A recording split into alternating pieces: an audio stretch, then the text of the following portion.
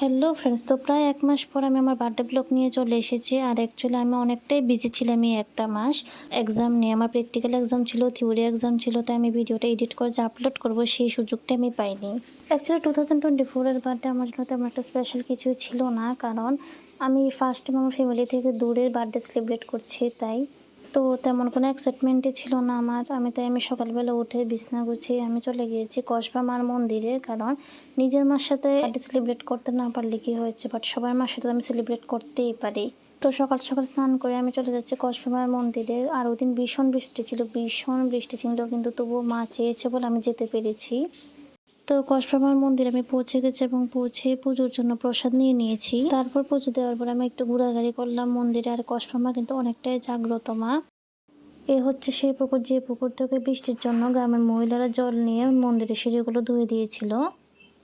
তো পুজো শেষ হওয়ার পর আমরা সবাই মিলে চলে এসেছি এবং এসে একটা ধাবাতে লাঞ্চ করে নিলাম। লাঞ্চ করার পর তারপরে আমি বাড়িতে এসে একটু রেস্ট করেছি। রেস্ট করার পর এবার আমি বসে গেছি আমার গিফট আনবক্সিং করার জন্য, যেগুলো আমাকে আমার ফ্রেন্ডসরা দিয়েছে। তো প্রথমে হাত দিয়ে দেখছি একটা আনারস দিয়েছে। ভাই, আনারস কে দেয়? তো নেক্সট আমি পেয়ে গেছি 2-3টে বক্স। আর দেখি বক্সগুলোতে কী আছে, আনবক্সিং করে দেখি এগুলো। তো নেক্সট আমি পেয়ে গেছি 2-3টে বক্স। আর দেখি বক্সগুলোতে কী আছে, আনবক্সিং করে দেখি এগুলো। তো প্রথম বক্সটা খুলছে এবং মেবি লাগছে এটার মধ্যে চকলেট হবে। এটার প্যাকেজিংটা দেখে আমার কাছে লাগছে।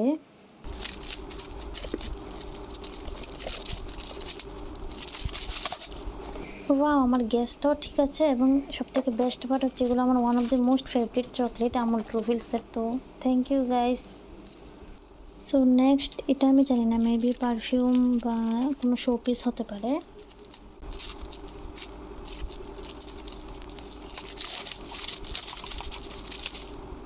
সো এটা হচ্ছে এনভির পারফিউম অ্যান্ড এটা স্মেলটা ভীষণ ভালো, ভীষণ।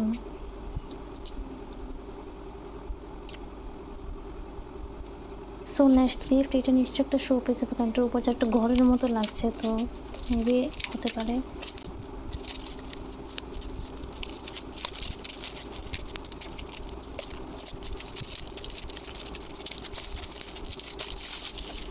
বাট না, এটা শো পিস না, এটা একটা chocolate celebration. So thank you, এটা তোমাকে চকলেট দিচ্ছে, কারণ চকলেট আমার ভীষণ ফেভারিট, ভীষণ। Thank you. সো নেক্সট যে গিফটটা দিয়েছিল এটা আমাকে আমার মামুনি দিয়েছিল, অ্যান্ড এটা হচ্ছে একটা জ্যাকেট, অ্যান্ড এটা ভীষণ সুন্দর, আমার ভীষণ ভালো লেগেছে। Thank you Mamuni.